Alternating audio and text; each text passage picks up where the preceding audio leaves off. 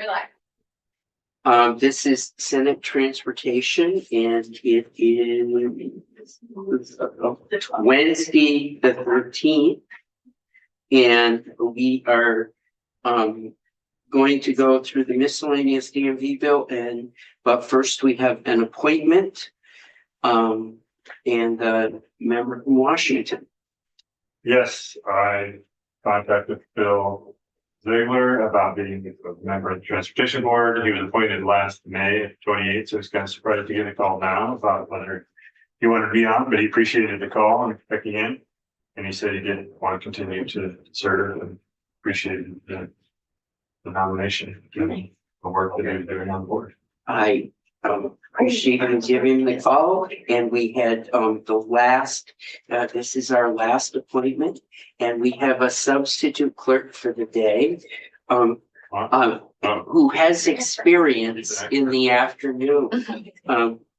He has been touted as much better than the last clerk in appropriations. So, if you're ready to call the roll, we would be happy to. Yes, sure. I'm gonna let you fill out the FOSTA. Senator Brennan, yes. Senator Harrison, Senator Birchland. Yes. Senator White. yes. Senator Westman. Yes. Okay. You go one. And you're gonna report on this, probably. Sure, if we do report. This goes in the back with but you, can we, Megan, can you take this up or does he have to? I am not allowed to do that. You're not allowed. You keep this up. I do that, yeah. I will bring this up. Thank you. It's nice to have you here, Mr. Leonard. It is wonderful to be back. When you were a little late, I went and got tea, so water, so. You're calm. I'm sorry about your tires. Yes, well, it's okay. I think that's why, we dealt with, inspections in this miscellaneous DMV bill, so it might be a good lead in for you. Yes, well, for the record, I'm Damon Leonard from the Office of Legislative Counsel. My mechanic did say my tires were a clear safety issue. So, which explains the poor drift that they had when I took them off in fall. Well, I think we dealt with that issue in this bill. We did. So, you have the House Transportation's proposed report. And I'll walk you through the changes from your version. There are not too many. So what did they do in all that time? We did the T bill in less time than they did this bill. Yeah. I hope they're watching. I'm going to stay quiet here so that my next committee is not. Yes. Well, Very careful they seem to about have that. lots of time to watch us on the screen, so. They did good work though. I like it. I'm, Are you going to their recommendation or the Ways and Means? Yeah, so their recommendation first, and then I'll do Ways and Means. Okay. Ways and Means is really straightforward. So with their recommendation in section 1, they kept the first half of your section 1, which are the updates to the non-driver ID to bring it in compliance with the Federal Real ID Act. They removed the remainder of section 1 and sections 2 through 6 because those sections were in H549, which was signed by the governor. So that was the House's corresponding bill on IDs for detainees and individuals who've been. Yeah. Yep. So all of this has been dealt with. It's all been dealt with, so to avoid inadvertently messing something up, they just took it out. So that moves us to page 7. Page 3, section 2 of your bill, or of their version, was Deleted. section 7 of yours. Yep. Okay. Yep. So section 2 is identical to your section 7. Yep. Going down there, section 4 relates to the smuggler's notch piece, and it requires that the Agency of Transportation update the signage leading to Smuggler's Notch to reflect, to make folks aware of the enhanced penalties for going into Smuggler's Notch with an oversized vehicle. They don't have any signs now. Well. They have signs from I-89 to the Notch right now. You're talking about the lighted ones, like the The LED. lighted ones, and there are signs on 89 that say The portable one. no oversized vehicles in Smuggler's Notch. So Does not, but that does not relate to what the fine is. Oh. no, so they may have to, Just that there is a fine, I think the sign says. yeah, Yeah.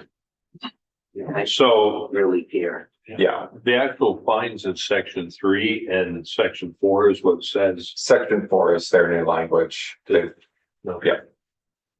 So this is one of 2 instances where they liked what the Senate did, but they asked for additional public awareness. So in the next section, section 5, there was a slight change that was agreed to by the insurance companies and the DMV to clarify the language about around indemnification. So on page 6, lines 8 through 10, the Senate version said that an insurer shall indemnify and hold harmless the department for any claims arising from the issuances of a certificate of title pursuant to this section. And the House has replaced pursuant to this section with based upon supporting documents meeting the requirements of this subdivision B2. And that was language that the stakeholders worked out and agreed to.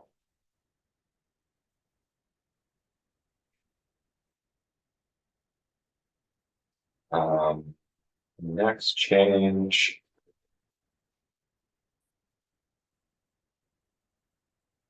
It's a while to the next change. Section 16. This is a brand new section. Yep, texting for CDLs. So it trues up the texting and handheld device violations for CDL with regular driver's license. And so what it does really is reflects that hands-free use is possible, and clarifies the requirements around hands-free use. The only thing that's different between, or the only major difference, there are some definitions in here that are not in the regular driver's license version, but they don't make a substantive difference. But the major substantive difference here is in the exceptions. There's an exception for regular drivers for use of an ignition interlock device. You cannot drive a CDL if you're required to have an ignition interlock. Oh, So that is not included in here. So in 4, is this new language at the bottom of 14, the secure mounted? That is new language. It matches up to the requirements for the regular drivers there. So you're required to have it. You're supposed to have it securely mounted so that you don't have to hold the device or touch it, and so that if you need to look at it, you don't need to pick it up. I'm not sure that everyone does that, but are you just talking about a hands-free like phone, but not the ignition interlock device? yeah, no, this is the hands-free phone. So you basically having one of those brackets to hold it, or having it in the charging cradle in the vehicle, something like that, so that you don't have to pick up the device. A lot of vehicles now will just run the device through the screen. We saw that in a Mustang actually recently. Yeah. Yeah. So the Apple and Android both have. And so the goal here is to basically say that the device has to be secure somewhere so that you're not reaching for it. But you can touch the screen to access navigation. You can touch the screen to turn on or turn off the hands-free. But when you're actually texting or talking on the phone, you can't be holding the device or actively touching the device. And so that's what this provides for. And the language is based around the language in the regular driver's license hands-free section. I think that's great work by the House, because it does seem like it fits better with the reality of what is happening, especially with large trucks and needing to use like mapping software or all sorts of things. Yeah, and it was requested by DMV. Oh, So this was a DMV request. This wasn't something that came from a member of the committee. okay. So it was a late request from DMV that they asked the House to have. So there wasn't like a reason that we didn't see it. It was more timing. It's a timing issue, and they asked to true up the statute. Can I just ask a point of process? Because I'm wondering what the conclusion of today or like tomorrow is on this bill. Are we going section by section and saying like, yes? Because at this point, I'm a yes. You shouldn't do that because the House has not Right. gotten this to the floor yet, and there are a number of floor amendments Oh, that may or may not be introduced. So I had just marked this that we should probably at least hear from DMV about that, so. okay. Yeah. So we're gonna take testimony then. That's the first one that appeared to me that we really. I'm not really clear what a handheld mounted portable electronic device is, because your phone goes through your screen. mhm. So which is the device? So the portable electronic device is the actual phone, something you can take with you when you leave the vehicle. Right, so that your phone, if it's in there, Yeah. and it's going through your screen, Mhm. isn't mounted. So yeah, so securely mounted, Yeah, my phone was often loose in the could be a little cubby or somewhere. well, Mine Yeah. is always loose in the cubby, but it doesn't mean I can't talk to it. Right, yeah, the screen connected through Bluetooth. So that was my only question in Yeah. that. all right. Yeah, so that's the securely mounted language. Just see, it's important to note this is for CDLs. And let me just double check against the requirements for the, Right, this was written before and Right. not everybody had screens. Right, we didn't have automatic. Yeah. If you've got it here, is that securely mounted? Pulling on your person? Yeah, he usually has it in his pocket and it shows up on his screen, but if he's pushing the screen, so which is the device? I think it's still the phone. It's hands-free. The Yeah. device is the phone. Yeah, but if that phone isn't securely mounted. This language says it has to be secure. That is true. Well, May I suggest a cup phone holder by WeatherTech? Really, that's what I have. do you get money every time? We knew there was some kind of lobbying. Senate Transportation presented by WeatherTech. Anyways, But there are so some great- I'm just thinking that just a quick reason, not that I post to anything that they say here, but Yeah, so the securely mounted language is also in the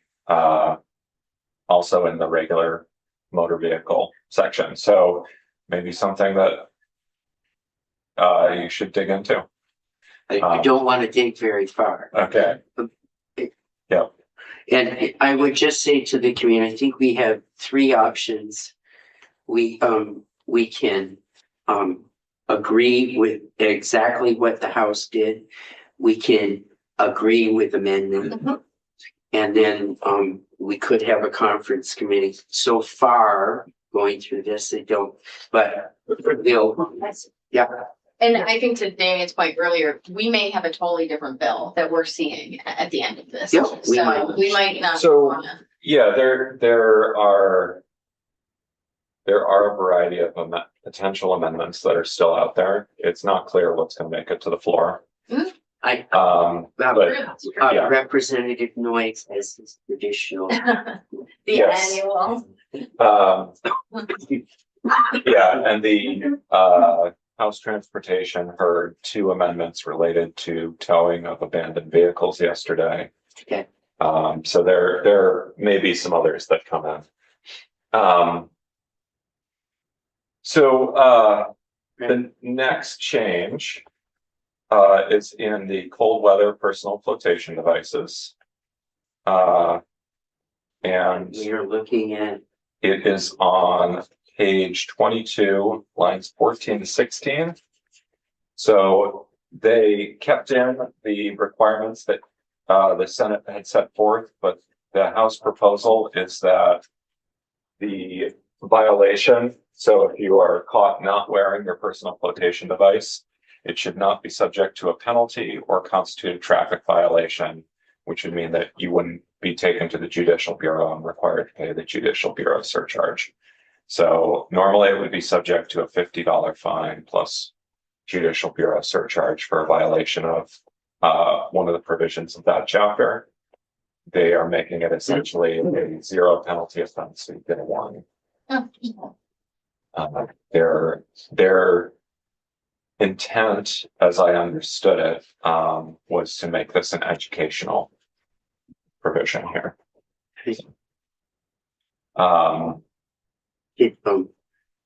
they question the 3 feet. No, They were, Cause that was a really scientific,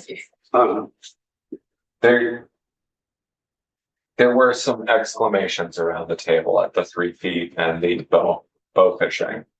But no, we did a scientific survey. It's still here. it got left in. Yeah, there was, did they get testimony from a bow fisherman, certain bow fishermen that we heard? not that I'm aware of, but I may have missed it. So they did add the next section, which provides that on or before September 30th, Department of Public Safety in consultation with the Coast Guard, Fish and Wildlife, Forest Parks and Rec, Motor Vehicles and Health shall develop and implement a public education and outreach campaign to make the public aware of the cold weather flotation device requirements, and require it to include online written information, which may be distributed, and that's a may, not a shall, to municipalities, retailers, public and water safety organizations. So again, focusing on education. And they narrowed the requirements down to public safety because of the individual who I believe testified in here as well regarding water safety from the state police's water enforcement, marine enforcement. Yeah, they're Yeah. under, he's an interesting, it's like, Yeah. that's his whole job, Yes. which is incredible. So I think it probably could have been his name or title, job title, but Department of Public Safety.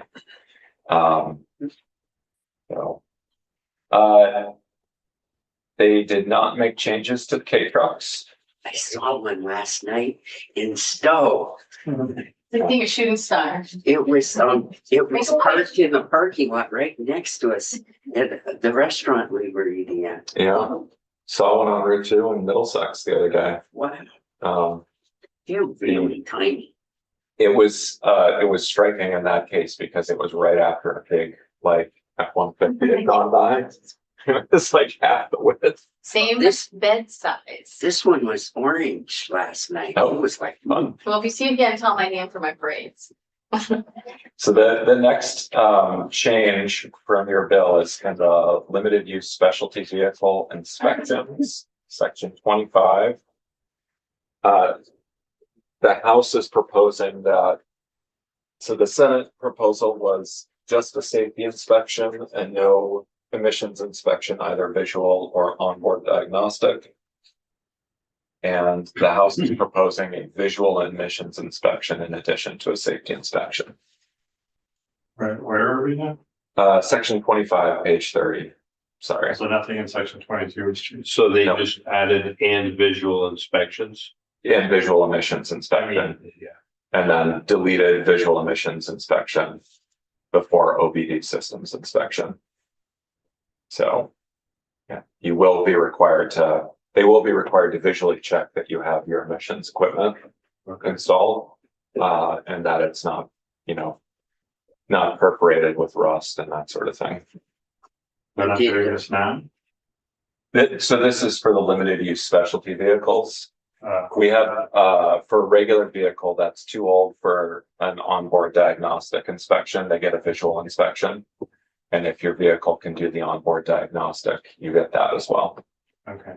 So, And did DMV comment on any of this?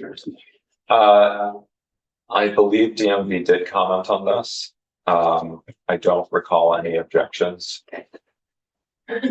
But yeah, it's, the next change is, in the next section, line 19, they added the words except as otherwise provided by law before the requirements around keeping license plates uncovered. The concern was they didn't want to create a conflict with the Vermont Strong plates. So, Interesting. and that's provided in section law that you can mount that covering your license plate. Yeah. And so that's their addition there. Where's that? That's the bottom of page 30, 19. line 19 on page 30. Except as otherwise provided by law. Yep. And then in B, they reworded that section. So the Senate version was numerals and letters on number plates shall not be colored, tinted, or changed in any manner from their appearance at the time the plate was issued. The House version is a person shall not color, tint, or change in any manner. Their goal here was to prevent an individual from taking the action, but they were concerned about confusion about when your license plate fades or deteriorates if the material on it goes bad. So Did we have background or did they add background? you had they added background as well. Which is good, because I've seen. Yeah. That's. Yeah. Yeah, so they added background. And then in E, there is a slight change there. So they have struck out section 518 because they're repealing it in the next section. And these are the temporary paper plates. So the representative Booton in the House had put in a bill on this issue, and DMV supported repealing that to cut down on fraud. Apparently DMV has stopped issuing those These are because of paper, these.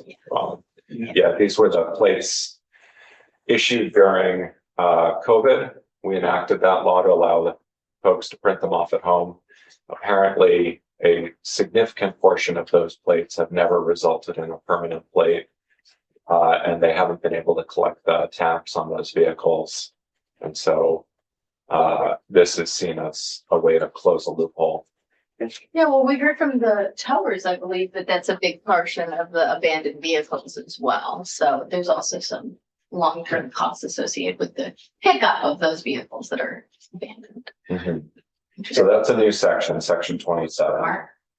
And in section 28, the motorcycle exhaust requirements, this is a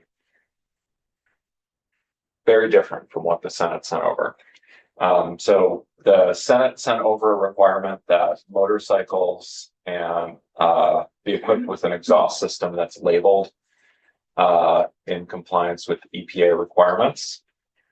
The House heard testimony that many of the aftermarket exhausts available do not have that label because of the difficulty to get the testing done that to meet the EPA requirements, so they've replaced it with a requirement that motorcycle exhaust must include a muffler or other mechanical device designed to reduce the noise emitted by the motorcycle, which could include baffling within the exhaust.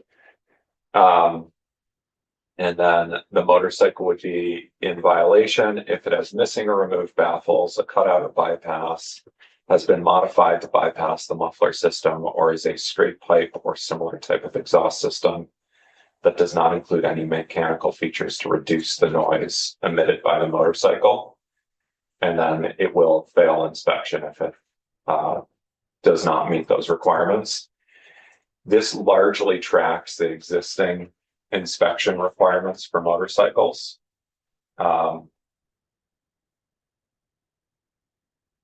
But it does not require there's no decibel requirement.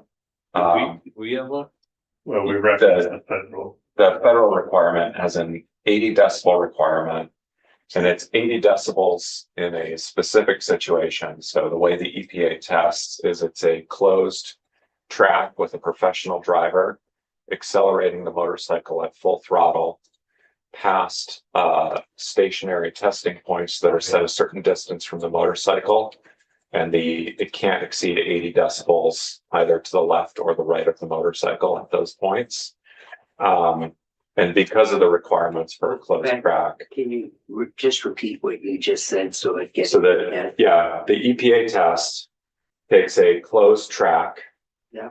So you put a professional driver on the motorcycle, they accelerate the motorcycle at full throttle. Yeah.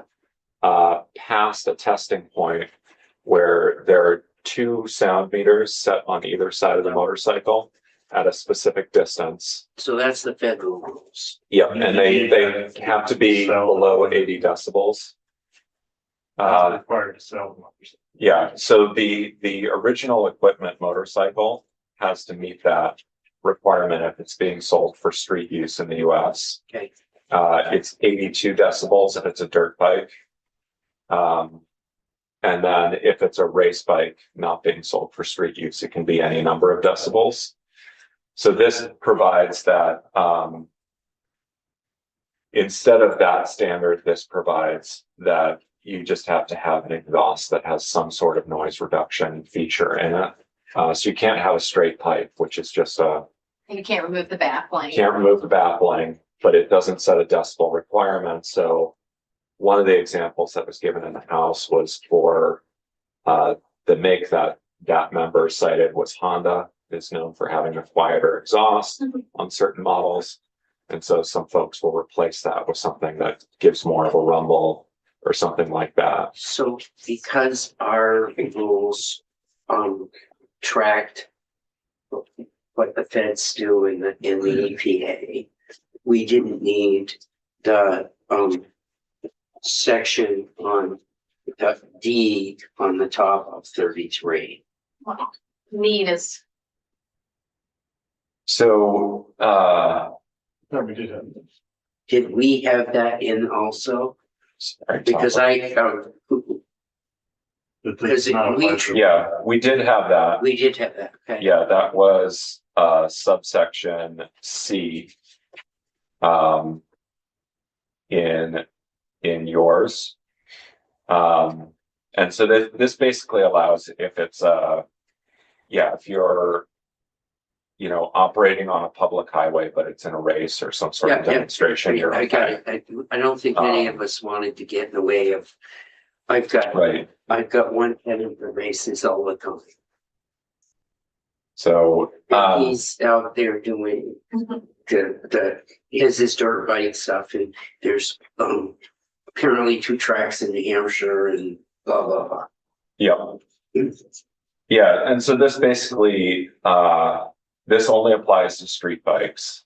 And the current, just for reference, the current inspection manual provides that you should fail inspection if the muffler on your bike does not have baffles or the baffles have been removed. Or there are cutouts.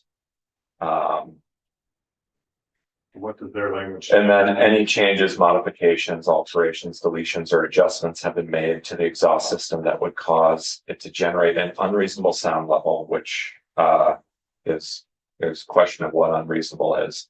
So basically, their change just expressly calls out straight pipes. And just says you have to reduce the noise, it can still. It has to include noise Gotta reduction. be 200 decibels, but if you reduce it to 199, you leave that. Yes. Like 200 decibels, it's extremely Yeah, loud. okay, 100. But It's a 100. But yeah, if you had if the bike put out 100, if it was unmuffled, then it reduces it. And the exhaust system reduces that noise. By a measurable amount, then it would meet this. So, It takes out the unreasonableness kind of, which is hard for anybody to determine what's unreasonable. yeah, and this, My guess is there's never been a ticket issue. But yeah, and this requires the Commissioner of Motor Vehicles to update the inspection manual to reflect this. So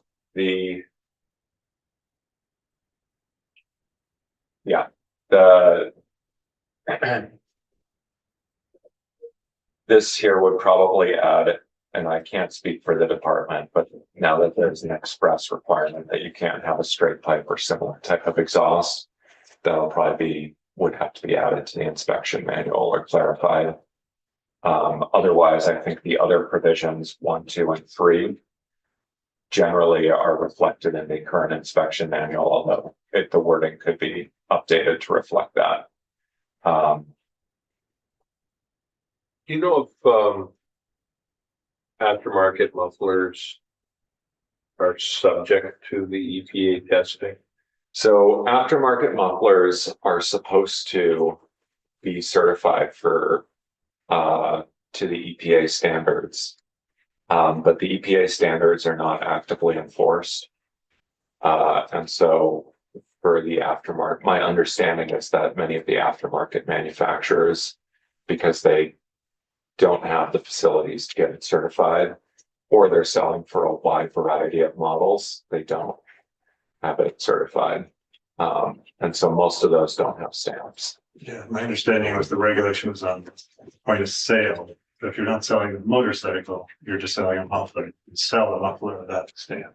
You don't know what they're gonna use. Yeah, Maybe they're gonna race, but they're. The EPA does say that mufflers should have a stamp saying what model they're made for.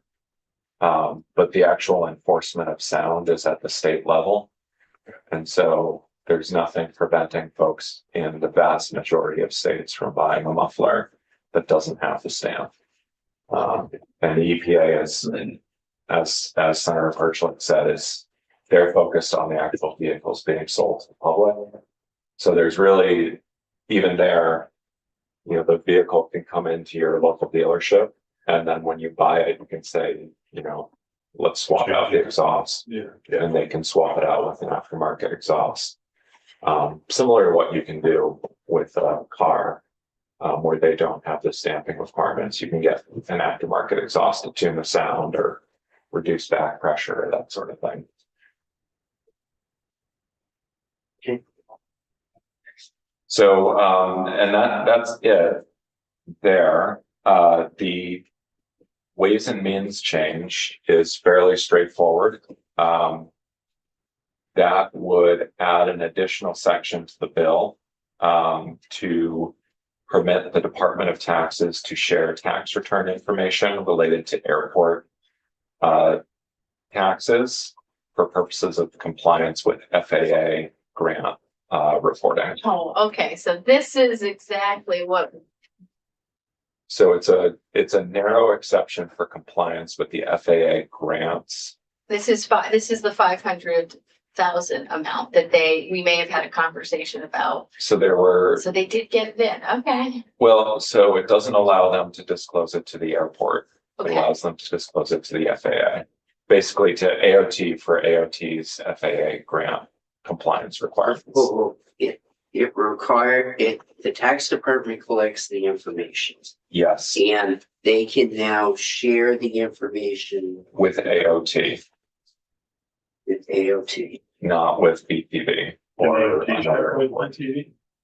AOT would be subject to any tax privacy restrictions that the Commissioner of Taxes imposes on it. And so the Commissioner of Taxes has This is just so they can say, yes, we're spending all the money we're collecting. yes, all the money that must be earmarked for aviation purposes is being earmarked for aviation purposes. It might not be at BTV, but it could be for a different. Yes, so it could be for like the Rutland Airport or the Knapp Airport in Berlin, etc. Okay, That's I what think, it's showing. can I just ask, so Go ahead. this is not related to a conversation about the amount of money they're getting. This is just disclosure of information. As I understand it, this is just disclosure of information for purposes of the state meeting its reporting requirements for the FAA. Okay, that's helpful because I was getting a little confused because there was a conversation related to BTV and access to federal pass-through This is kind not- of money. And they were able to use it for certain things and weren't able to use it for other things. So this does not address that. Yeah, this Okay. doesn't go to that issue. I'd be very impressed with their movement on that topic. No, this doesn't go to that issue. This is, so it provides that the disclosure, the Commissioner of Taxes may disclose, tax information subject to any conditions the Commissioner provides, including any confidentiality requirements of the Internal Revenue Service. They can disclose return information to AOT, provided that the disclosure relates to tax revenue generated on the premises of airports and is necessary to demonstrate compliance with FAA grant funding requirements related to airport revenue. Okay, great. So there's a two-step process there. It has to be limited to airports and it has to be necessary for demonstrating compliance with those grants. Okay. And go ahead. That's it's in the Ways and Means Amendment. Yep. And that is, it's this language here from line 17 to 20. Do you know what precipitated this, or like? Who asked for it? My understanding is that AOT and tax were in conversations with the chair of Ways and Means. And the request came from the chair of Ways and Means to my office. Okay. But tax testified on this and DNV was in the room because AOT had to step out, but indicated that the agency supported it. Would the information that gets conveyed to AOT would they at that point have any requirement or could anyone ask them to get that information? It's subject to the privacy conditions and requirements that the Commissioner of Taxes imposes.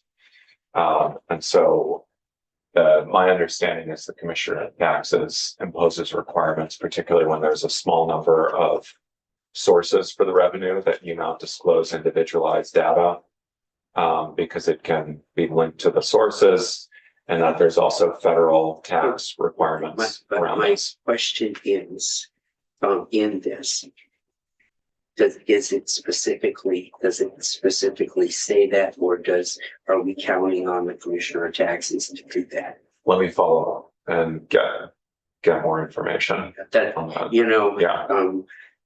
Yeah, I just want to make sure that we aren't, right. okay.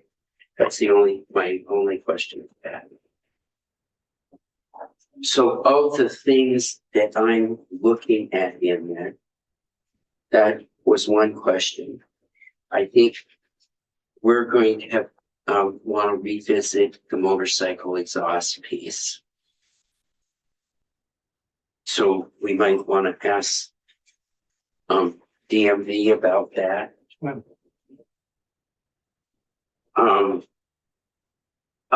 My other question was that handheld issue. Yeah. What does that mean?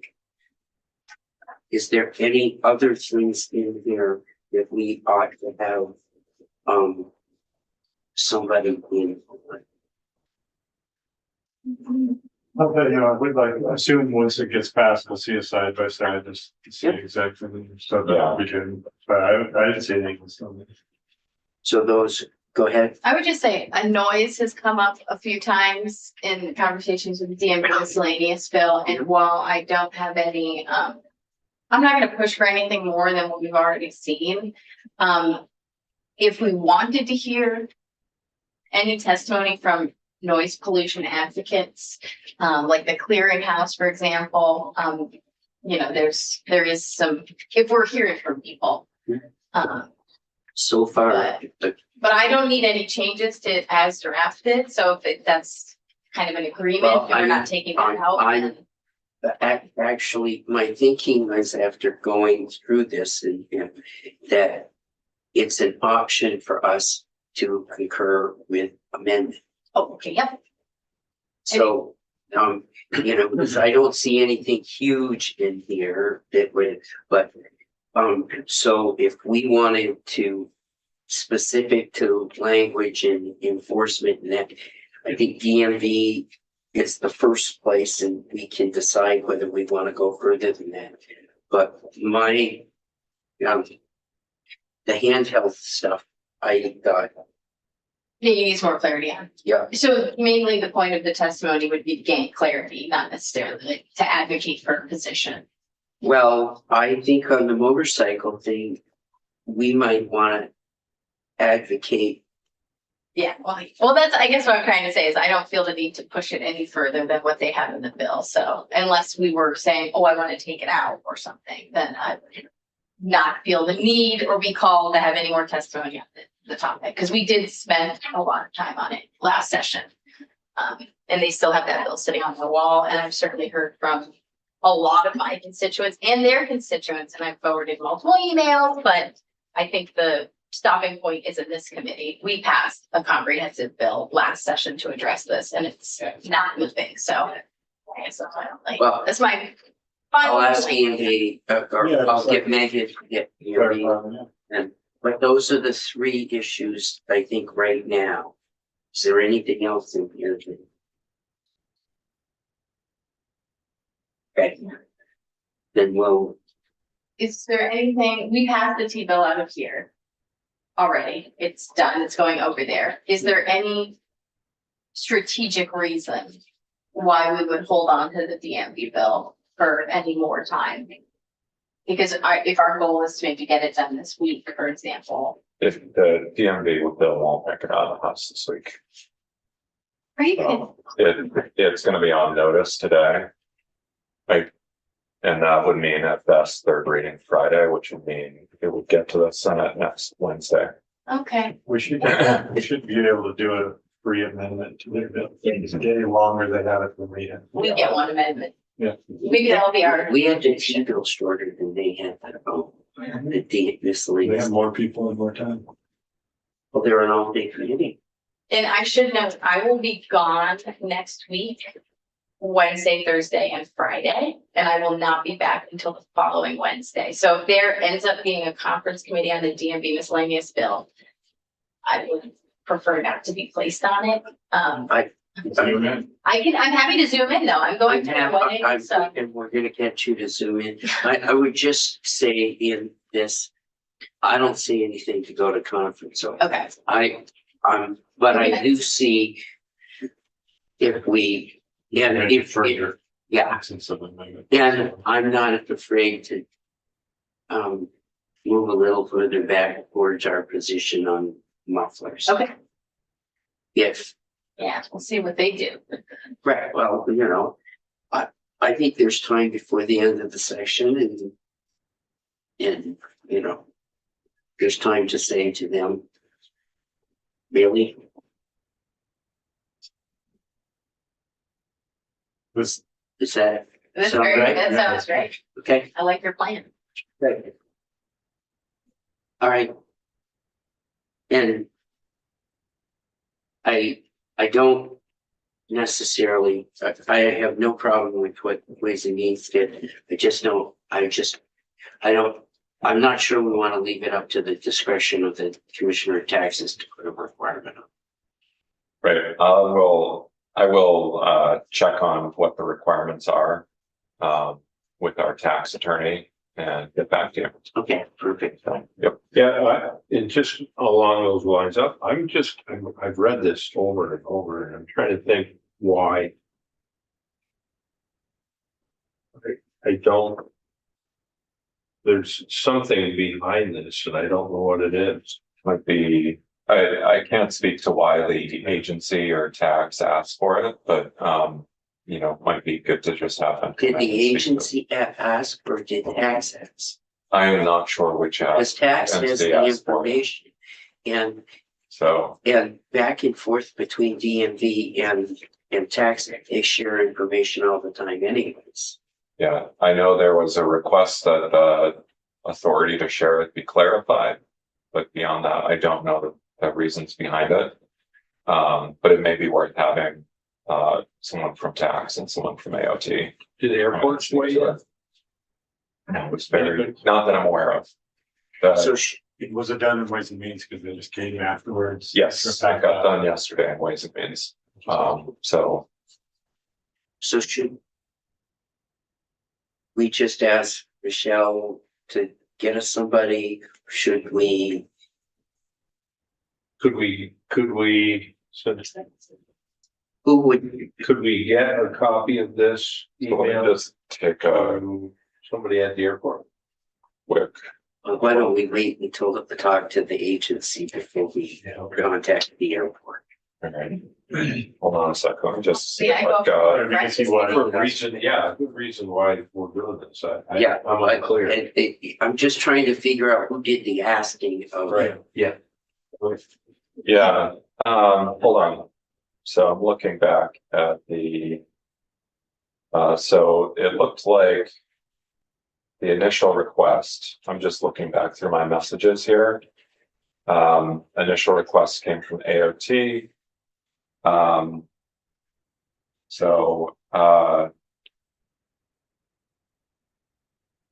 And the request said each time we require data for compliance, it becomes a complex task for the tax department due to confidentiality requirements they must follow.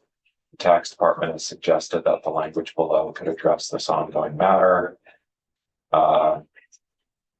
And then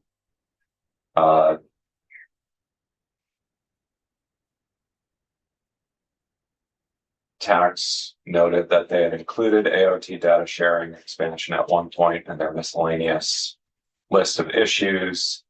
But it had not moved forward because they had thought it made sense for the committee to hear from AOT as to why it's needed. And then the request came in to draft the language after that. So it sounds like Michelle and Abby Shepherd from tax would be the two. Okay. Did you get that, Megan? So they were the two who were in contact. Yeah, we'll get those two to come in on that.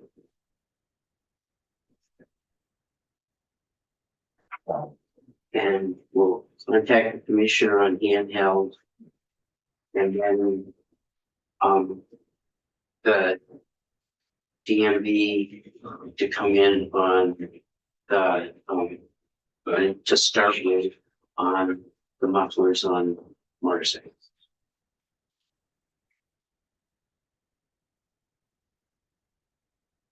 And Efficient work today. now look for ideas from you guys on particularly the motorcycle piece. Okay, sure.